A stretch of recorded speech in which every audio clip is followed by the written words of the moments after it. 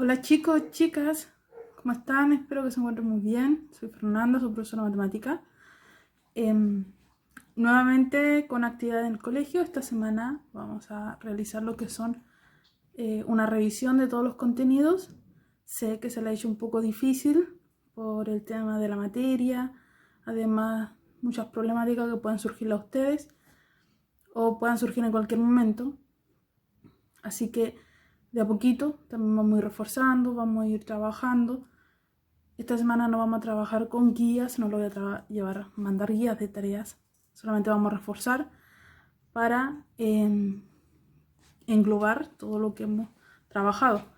Espero que quede un poquito más claro. Igual si siguen teniendo dudas, no duden en enviármelas, hacérmelas llegar por medio de su profesor jefe o a mi correo que ustedes ya lo manejan. También espero que estén trabajando, que estén realizando, aunque estén un poquito atrasados, estén realizando esas actividades. El tiempo no ayuda mucho, pero no queda más que seguir teniendo ánimo y energía, porque las cosas salen si uno le pone el esfuerzo necesario, el empeño y la atención a hacer las actividades. Así que vamos a ir de lleno a lo que nos compete esta semana. A continuación voy a pasar a resumir lo que son todos los contenidos que hemos trabajado hasta el momento en tercero medio, como le expliqué un poquito anteriormente, dando breves explicaciones y en algún ejemplo cuando abordemos nuevamente lo que es probabilidad, dando unos ejemplos para que quede un poquito más claro. Como objetivo vamos a tener el recordar, el analizar los datos de situaciones utilizando medidas de dispersión y tomar decisiones a partir de ello. También el comparar dos o más conjuntos de datos utilizando medidas de tendencia central, de dispersión y posición para tomar decisiones. Los dos primeros objetivos los trabajamos y los reforzamos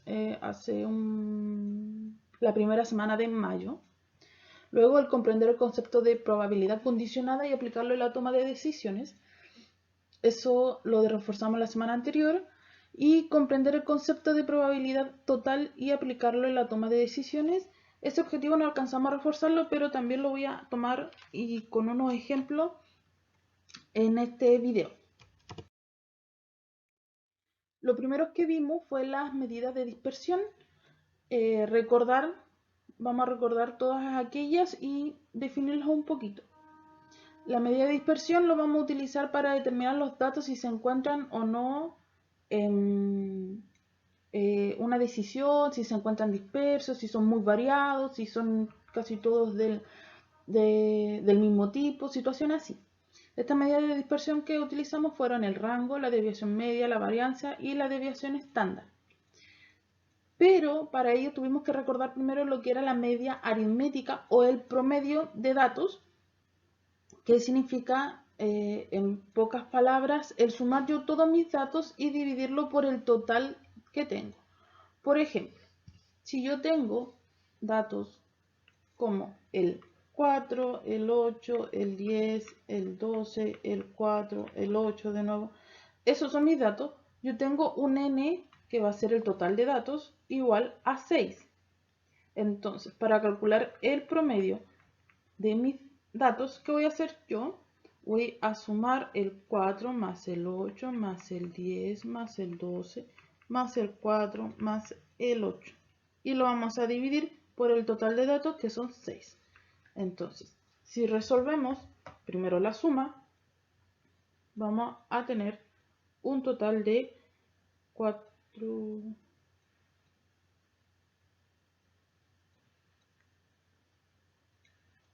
46. Y si lo dividimos por 6, nos va a quedar 7,6 periódicos. Pero nosotros lo aproximamos a 7,6 solamente. Lo podemos truncar, aproximar, como fuese. Entonces va a ser aproximadamente 7,6. Entonces el promedio de mis datos va a estar en torno al dato 7, más o menos. ¿De acuerdo? Otra medida de dispersión que utilizamos fue el rango, que corresponde a la diferencia entre el mayor dato y el menor dato que nosotros encontramos en nuestra distribución o nuestra cantidad de datos. Y esta medida indica cuán dispersos pueden estar estos datos. Por ejemplo, si yo tengo los datos 4, 8, 10 y 9, ese es un conjunto, y el otro conjunto puede ser 3, 5, 2 y 6. ¿Qué voy a utilizar yo? Voy a encontrar el mayor dato, que va a ser el 10, y el menor dato, y los voy a restar. Mi rango va a ser 10 menos 4, eso es 6. Ahora bien, veamos el otro conjunto. Mi mayor dato es 6 y mi menor dato es 2. Así yo voy a restarlos, que va a ser 6 menos 2, y mi rango va a ser 4. De esta manera me puedo dar que el primer conjunto, en comparación al segundo conjunto, es más disperso, puesto que la diferencia entre el dato más pequeño y el más grande es mayor. ¿De acuerdo? Y si el rango es menor, el conjunto puede ser menos disperso. Después vimos lo que era la desviación o la desviación de una variable con respecto a la media aritmética. Solamente lo hemos trabajado con respecto al promedio. Esa es la media aritmética, recordarlo. Y que corresponde a la medida de los valores absolutos, es decir, yo voy a tomar un dato. Por ejemplo, tengo que mi promedio es 6 y mis datos son 5, 8,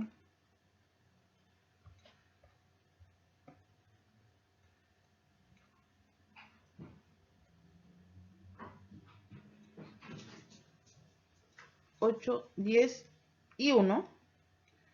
Si yo lo sumo, tengo como promedio 6. Ya, lo sumo, lo divido por 4, tengo promedio 6. Mi cantidad de datos son 4, entonces mi desviación de la variable va a ser, yo voy a tomar cada dato, es decir, el 5, y le voy a restar mi promedio, pero va a ser valor absoluto. Luego, vamos a sumarlo con el 8 menos el promedio. Luego el 10 menos el promedio. Valor absoluto siempre. Aquí voy a seguir. A ver. Que quede un poquito más claro. Que no nos cabe el espacio. Va a ser de x igual a valor absoluto de 8 menos el promedio más 5 menos el promedio más 10 menos el promedio, que va a ser 6, y más 1 menos el promedio, valor absoluto siempre. Y lo vamos a dividir por la cantidad de datos, que son 4. Así, si obtengo 8 menos 2 menos 6, tenemos 2. Y el valor absoluto de 2 es 2. Eso quiere decir, valor absoluto, que el resultado siempre va a ser positivo. Entonces, 5 menos 6 es menos 1, pero vamos a poner solamente 1 positivo. Luego 10 menos 6 es 4. Y 1 menos 6 es menos 5, pero vamos a poner solamente el 5. Luego realizamos esa suma, que va a ser 2 más 1 más 4 más 5. Y vamos a obtener que es 12. Y lo dividimos en 4 y eso es 3. ¿Qué quiere decir? ¿Para qué utilizamos estos datos? Se utiliza para ver qué tan distantes están los datos del promedio. El promedio es 6, entonces más o menos en 3 unidades, como en torno al número 6, se encuentran todos los datos incluidos. ¿De acuerdo? Por ejemplo,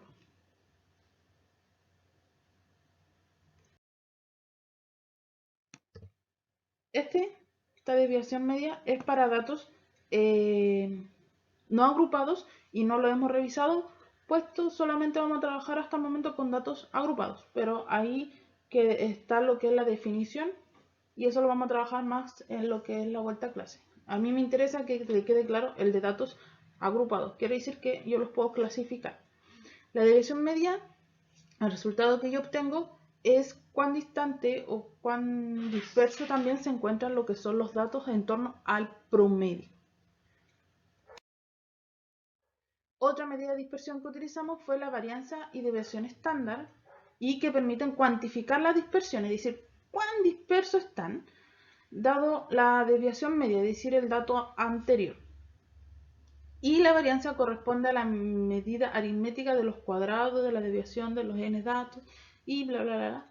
Eso, ¿qué sucede? Que se entiende muy poco si está en la definición, pero ¿qué sucede si yo tengo los mismos datos de recién, que fue 5, 8, 10 y 1? Y mi promedio era 6 y mi n es 4. ¿Qué utilizo yo para calcular mi varianza? Bueno, siempre vamos a trabajar con la primera porque no estamos trabajando con datos agrupados. Entonces, yo voy a calcular lo mismo de anteriormente, que va a ser a cada dato, es decir, al 5, al 8, al 10 y al 1, le voy a restar el promedio. Menos 6, menos 6, menos 6, menos 6. ¿Ya? Entonces voy a obtener que es menos 1, 2, 4 y menos 5. Y luego, lo que me indica aquí, voy a elevarlo al cuadrado. Este era un 2 al cuadrado. Y su resultado va a ser 1, 4, 16 y 25. Siempre van a dar positivo. Y luego lo sumo. 16, 25 más 4 más 1. Eso es 46. ¿De acuerdo? Y luego lo divido por el total de datos, que es 4.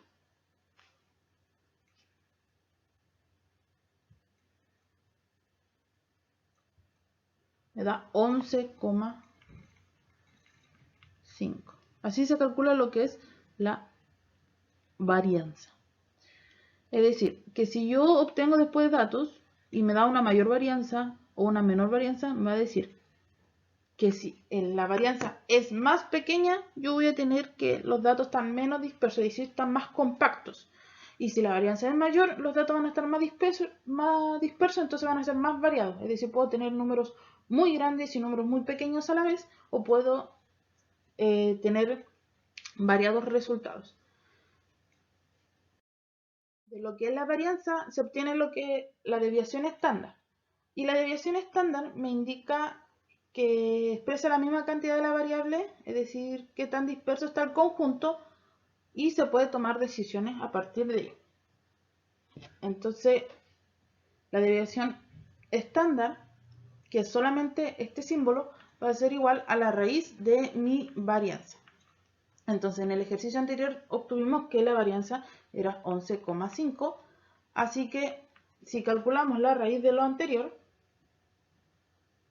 vamos a tener que la desviación estándar es 3,39 aproximadamente. Siempre vamos a trabajar con aproximaciones. Aquí no hay problema si utilizan calculadora, se entiende. Solamente detallar en el desarrollo lo que son los pasos. Y si yo obtengo varianza de otro conjunto de datos, y tengo que la desviación estándar que me resulta es mayor, el otro conjunto va a ser más disperso que este conjunto de números que tengo aquí. Pero si la desviación estándar obtengo que es menor, el otro conjunto va a ser menos disperso que el conjunto que estoy desarrollando en este video. Ahora, existe lo que es el coeficiente de variación, es decir, es la comparación de conjuntos de datos. Es decir, aquí ya tengo que tener sí o sí dos conjuntos de datos. Voy a trabajar con el mismo conjunto anterior, donde era el 5, el 8, el 10 y el 1. Mi desviación estándar lo aproximamos a 3,39. Mi promedio lo obtuvimos que era 6. Y entonces mi coeficiente de variación va a ser el 3,39 dividido en el valor absoluto de 6, que es 6. Así que va a ser 3,39 dividido en 6, y eso es un segundo, 0,565, 565. Ahora bien, si yo tengo otro conjunto, un conjunto 2, que tengo el número 2, 5, 10 y 3, si yo le calculo su promedio, que es 2 más 5 más 10 más 3, dividido en 4, tengo un promedio igual a 5. Mi varianza, porque tengo que obtener la varianza primero para obtener la desviación estándar, va a ser que yo el 2, vamos a obtener primero un paso a paso aquí al ladito. Recordar que es 2 menos el promedio, 5 menos el promedio, 10 menos el promedio, 3 menos el promedio. Aquí vamos a tener que es menos 3, 0, 5 y menos 2. Luego lo vamos a elevar al cuadrado, al cuadrado, al cuadrado y al cuadrado. Resuelvo, es 9, 0, 25 y 4. Y si sumo, 9 más 0 más 25 más 4 es 38. Ahora, para mi varianza, este 38 lo tengo que dividir por mi cantidad de datos, mi n, que es 4, nuevamente. Y eso es 9,5. Y mi desviación estándar va a ser la raíz de 9,5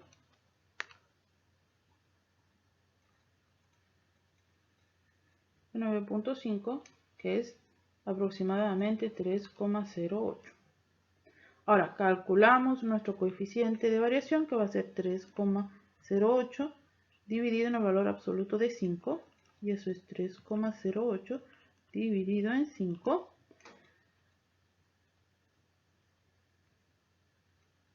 Y eso es 0,616.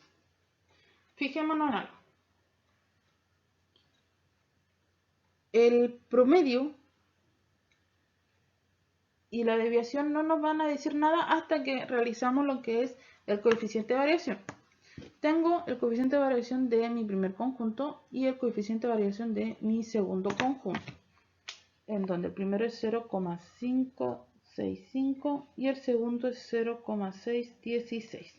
Ahora, ¿cómo los comparo? ¿Qué puedo partir de ello? Bueno, mientras menor sea el coeficiente de variación, el conjunto es más homogéneo, es decir, es más compacto. Mientras mayor sea el coeficiente de variación, el conjunto es más heterogéneo, es decir, es más diverso o se diferencian más entre sí. El conjunto 1, que eran los números 5, 8, 10 y 1, tenía un coeficiente de variación igual a 0, 5, 6 y 5. Y el conjunto 2, que tenía los números, si no mal me equivoco, 2, 5, 10 y 3, tenía un coeficiente de variación de 0,616. Entonces comparamos. ¿Cuál tiene un coeficiente de variación menor? El primero. Es decir, el primer conjunto va a ser más homogéneo y el segundo conjunto va a ser más heterogéneo, porque son más dispersos entre sí. Fíjense, si nos damos cuenta, en el segundo conjunto el menor dato va a ser 2 y el más grande va a ser 10. Pero tenemos el 5 que no está tan cercano de los otros números, es como que el 10 está alejado. De la misma manera tenemos el 1 en el primer conjunto y el 10 en el otro, pero los datos están más parejos, es decir, si nosotros los ponemos en la recta numérica. El 10, el 1, tenemos el 8 por aquí y el 5 por aquí, a diferencia que si nosotros ubicamos los otros números, que vamos a tener el 2, el 3, el 5 y el 10 bien alejado. En el primer conjunto los datos están como distribuidos de una manera más pareja, es decir, son más homogéneos, y en el segundo dato los números están como todos a un lado de la recta numérica, y el 10, que es el último número, está como alejado, es decir, son más heterogéneos, pueden ser más diversos. De esa manera existe lo que es la comparación por coeficiente de variación entre dos conjuntos. Lo otro que también trabajamos y cuesta un poquito más entenderlo es la probabilidad condicionada y después lo que vamos a ver lo que es la probabilidad total. La probabilidad condicionada es calcular la probabilidad de un suceso dado que haya ocurrido otro y se expresa en base a esta formulita. Y para explicar mejor eso, yo voy a desarrollar un ejemplo en donde vamos a tener que en un taller se elaboran 1000 camisetas de fútbol.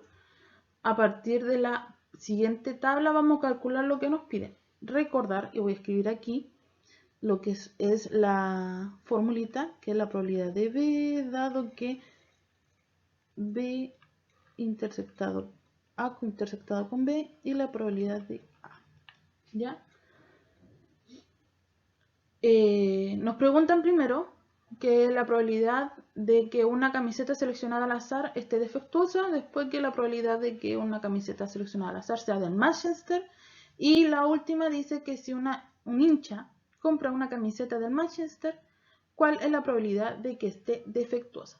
El ejercicio C, la pregunta C, es la que nosotros vamos a aplicar probabilidad condicional. En el A y el B es probabilidad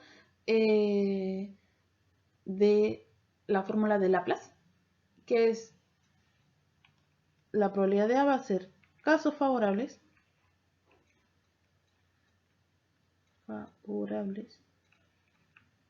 divididos en casos totales. Y eso es conocimiento de cursos anteriores, pero igual lo vamos a reforzar. Entonces, en el A nos dice que tenemos que calcular la probabilidad de que sea defectuosa. Entonces, yo busco mi tabla, la cantidad total de defectuosa, es decir, tenemos 92, 85 y el total son 117 camisetas defectuosas. Entonces, la probabilidad de que sean defectuosas, yo le voy a poner una D, va a ser de 177, que son los casos favorables, y los casos totales van a ser el total de camisetas, es decir, 1000. Y lo divido por 1000. Si lo resuelvo, me va a quedar en decimal igual a 0,177, o lo podemos multiplicar, si lo multiplicamos este número por 100, vamos a tener el porcentaje, es decir, va a ser 17,7%. De las dos maneras está correcto. El B se hace de la misma manera, es decir, nosotros vamos a buscar, nos piden que sean del Manchester, entonces hace la probabilidad de M, yo le voy a poner una M. Casos favorables, ¿cuántas camisetas se hicieron del Manchester? Bueno, se hicieron 400, así que va a ser 400. ¿Y cuántos son casos favorables? Es decir, ¿cuántas camisetas hicieron en total? Van a ser 1000. Divido va a ser 0,4, pero si lo quiero trabajar con porcentaje, yo voy a multiplicar por 1000, por 100, lo siento. Y eso va a ser 40%. Ahora el C, que es lo que nos convoca. La probabilidad condicionada. Vamos a definir primero los eventos. Dice que si un hincha compra una camiseta del Manchester, es decir, esta ya la compró y es del Manchester, ¿cuál es la probabilidad de que esta sea defectuosa? Es decir, el primer suceso que ya ocurrió, que es el A, es que sea del Manchester.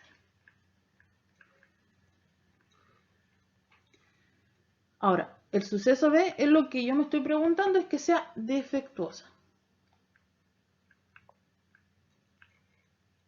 Y vamos a utilizar nuestra fórmula de probabilidad condicionada, que es que sea defectuosa dada que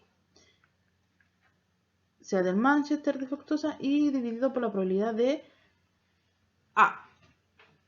¿Cuál es la probabilidad de? Vamos a obtener primero la parte de arriba, que es decir, la probabilidad de la intersección, es decir, la probabilidad de que sea del Manchester y sea defectuosa, es decir, yo voy a borrarlo aquí, estos que ya no vamos a utilizar. Es decir, que del Manchester, es decir, me voy por la filita del Manchester,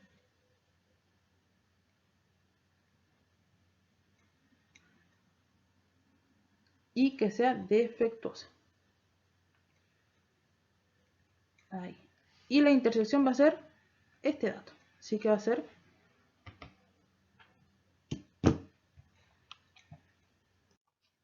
va a ser 85 camisetas del total. Es decir, ¿de cuánto? De 1000. Y lo vamos a dejar ahí expresado de esa manera, ¿no? Ahora la probabilidad de A, es decir, de que sea del Manchester, ya la habíamos calculado y que es de 400 camisetas de 1000. Así luego yo reemplazo esta probabilidad o cada de estos datos en mi ecuación, que es esta de aquí. Así que va a ser la probabilidad de B, lo voy a reemplazar aquí. De la intersección es 85 dividido en 1000. Dividido en la probabilidad de A, que es 400 dividido en 1000. Así yo multiplico los extremos, que va a ser 85 por 1000. Y multiplico los medios, que va a ser 400 dividido en 1000. Voy a cancelar estos 1000 y me va a quedar 85 dividido en 400. Puedo utilizar la calculadora o pueden hacerlo a mano y le va a quedar 0,2125. Es decir, un 21,25% si lo multiplicamos por 100. Y ahí estaría calculada la probabilidad utilizando las fórmulas. Y en un uso más clarito de lo que son las tablas también. Ahora, la probabilidad total cuesta entenderla aparte de la definición, puesto que es muy extenso y utiliza una serie de sucesiones de probabilidades condicionadas, ya que el teorema de la probabilidad total nos permite calcular la probabilidad de un suceso a partir de probabilidades condicionadas. Es decir, yo voy a hacer varias veces esta probabilidad condicionada. Para ello, para explicar mejor lo que es la probabilidad total, vamos a realizar un ejercicio en el cual dice: en un acuario se tienen solo dos especies de peces. El 40% de los peces del acuario son de especie azul, el 60% son de especie roja y de la especie azul vamos a tener que el 30% son machos, mientras que de la especie roja el 40% son hembras. Y si se selecciona al azar, vamos a tener que en A va a resultar una hembra y vamos a tener que calcular la probabilidad de que sea una especie azul. Y en B, que resulte un macho y calcular la probabilidad de que sea de la especie también azul. ¿Qué dificultad vamos a tener aquí? Que es una combinación entre la probabilidad total y la probabilidad condicionada a este ejercicio. Así que primero vamos a aplicar la total y le voy a decir en qué momento se establece. Y al final vamos a aplicar la probabilidad condicionada en cada parte. Primero, para que quede más claro, vamos a hacer un diagrama de árbol. Siempre queda muy claro la probabilidad total con diagrama de árbol. Vamos a decir que nos dicen de que en el acuario hay peces de la especie roja y peces de la especie azul. Ya, este es azul, por si no se ve un pez, y este es roja. ¿Ya? Nos dicen que de ella el 40%, ¿a dónde dice? A ver, del 40% son azules, es decir, 0,4, ¿cierto? Y el 60% son rojas, así que va a ser un 0,6 si lo dividimos por 100, para escribirlo en decimal. De este azul vamos a tener que vamos a tener los machos y hembras. De la misma manera vamos a tener de la especie roja, machos y hembras. Si leemos, nos dice que de la especie azul 30% son machos, es decir, aquí vamos a tener que el 30% son machos, es decir, el 0,3. Es decir, ahora el 70% van a ser hembras. Por si restamos 100 menos los 30, tenemos el 70%. Y tenemos también que nos dice que de la especie roja el 40% son hembras, es decir, aquí abajito, 40% son hembras, es decir, el 0,4. Por ende, el 60% van a ser machos, es decir, el 0,6. Y ahora vamos a resolver los ejercicios. El A nos pide que resulte hembra. ¿Cuál es la probabilidad de que sea de la especie azul? Primero vamos a calcular la probabilidad de que sea hembra. ¿Ya? ¿Por qué? Porque puede ser tanto azul como roja y ahí las probabilidades cambian. Entonces, vamos a calcular la probabilidad de que sea hembra de ser hembra y no nos dicen si es azul o roja. Así que va a ser, voy a multiplicar las probabilidades, es decir, si me voy por el camino de si es una especie azul va a ser 0,4 por la probabilidad de que nos salga hembra y azul, es decir, va a ser 0,7. Así si yo multiplico me va a quedar 0,28. Si es azul, es una hembra, puede ser azul. Ahora si es roja, me voy por el camino de que si es roja tengo un 0,6 probabilidades, pero solamente 0,4, es decir, un 40% son hembras. Así la probabilidad de que sea hembra y roja va a ser del 0,24. ¿Y cómo establecemos la probabilidad total que sea hembra sin discriminar que sea azul, en este caso el azul, o roja? Bueno, nosotros sumamos hacia abajo las probabilidades y vamos a tener que es 0,52 o el 52%. ¿Cómo obtenemos el 52%? Como lo trabajamos recién, multiplicando por 100. ¿Ya? Ahí yo tengo la probabilidad de que sea hembra. En ningún caso nos han dicho nada aparte. Ahora, ¿cómo va esto? Lo que hicimos aquí, esto es la probabilidad total. Es decir, yo voy a establecer solamente que sean hembras. No discrimino, no tengo condición ni nada. Es decir, tengo a partir de condiciones, que son estas de aquí, es decir, la condición de que sea azul y hembra, tenemos la primera. Que sea roja y hembra, la segunda. Esa es la primera probabilidad condicionada y la segunda probabilidad condicionada. Pero yo solamente quiero saber el total, es decir, probabilidad total de que sean solamente hembras sin que sean, sin fijarme en el color. Entonces, yo sumo las dos probabilidades y voy a obtener que es el 0,52 o el 52%. Esto proceso es la probabilidad total. Siempre es más fácil así. ¿Ya? Y ahora vamos a aplicar lo que es la probabilidad condicionada, que es para determinar de que sea hembra y que sea de color azul. Y la probabilidad condicionada me dice que la probabilidad de B, es decir, de que sea azul, va a ser igual a la probabilidad de A intersectado con B. El A va a ser el suceso, este es el suceso A, que sea hembra. ¿Ya? Y vamos a tener que dividirlo por la probabilidad de que sean hembras. Entonces, la probabilidad de que sean hembras, esta parte de aquí me quiere decir que sean hembras y que sean azul, ya la calculamos arriba, esta parte de acá, en el 1, y es 0,28.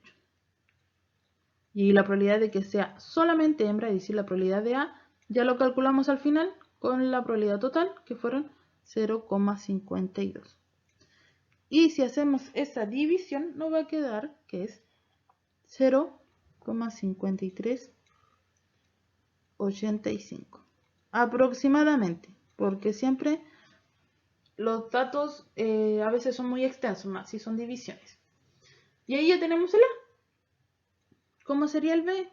De la misma idea. Ahora nos están preguntando la probabilidad, pero de ser macho. Es decir, vamos a utilizar probabilidad total, pero solamente que sea macho. Lo siento, escribí mayor.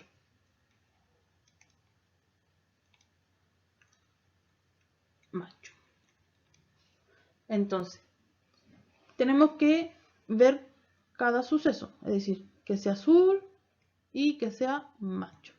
Así que esa es la probabilidad de la primera línea, de que sea azul y que sea macho, Así que va a ser de 0,4, como lo hicimos con la hembra, es el mismo procedimiento.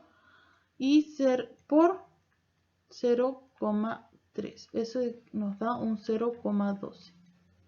Ahora, con los peces rojos, que sea un pez rojo y sea macho también, es de 0,6 por el 0,6. Así nos va a quedar un 0,36. Esa es la probabilidad de que sea macho y rojo. Esta es la probabilidad de que sea macho y de color azul. Entonces la probabilidad total nos va a obtener la suma de estas dos probabilidades. Va a ser la suma de estos dos sucesos condicionados, que es el primero y el segundo. Y solamente me van a establecer la probabilidad de que sea macho, indiferente del color que sea. Así que nos vamos a obtener lo que es 0,48 o un 48%. Esa es la probabilidad de que sea macho. Ahora me están preguntando de que sea macho, pero también que sea azul, es decir, macho va a ser mi condición, es decir, va a ser mi suceso A. Y mi suceso B que sea azul. Entonces, voy a tener que la probabilidad de B va a ser igual a la probabilidad de A intersectado con B y la probabilidad de A dividido por la probabilidad de A. Entonces, la probabilidad de que sea intersectado A con B, es decir, que sea A azul, este es el suceso B, y que sea macho, la calculamos primero aquí para calcular la cantidad de machos que está aquí. Entonces va a ser 0,12 dividido por la probabilidad de A, es decir, que sea macho, que está de aquí, 0,48. Y al dividir vamos a tener que es 0,25 exacto. Así que la probabilidad de que sea macho, de obtener un pez azul, dado que yo lo saqué y era macho, va a ser del 25%. Entonces, ¿dónde aplicamos probabilidad total? En el primer paso, que es aquí. Y es establecer solamente un hecho, dado que ocurrieron otras situaciones, pero solamente un hecho. Es decir, solamente que fueran machos o solamente que fueran hembras. Y siempre es bueno utilizar lo que tenemos aquí, que se llama un diagrama de árbol.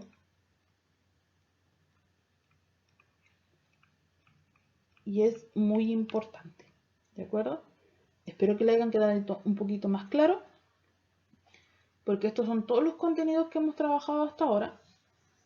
Igual se reforzarán, se seguirán trabajando con ellos y se resolverán más ejercicios.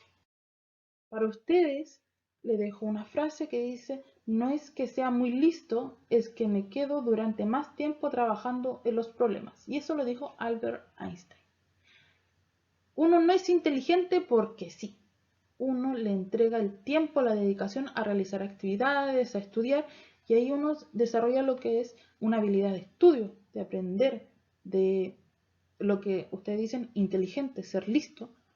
Eso viene de entregarle el tiempo y la dedicación a los ejercicios y a las actividades. Ustedes saben, cualquier duda o consulta, está mi correo o por medio de su profesor jefe, no hay ningún problema. Espero que tengan una excelente semana, cuídense mucho y sigamos trabajando como lo hemos hecho hasta ahora o un poquito más.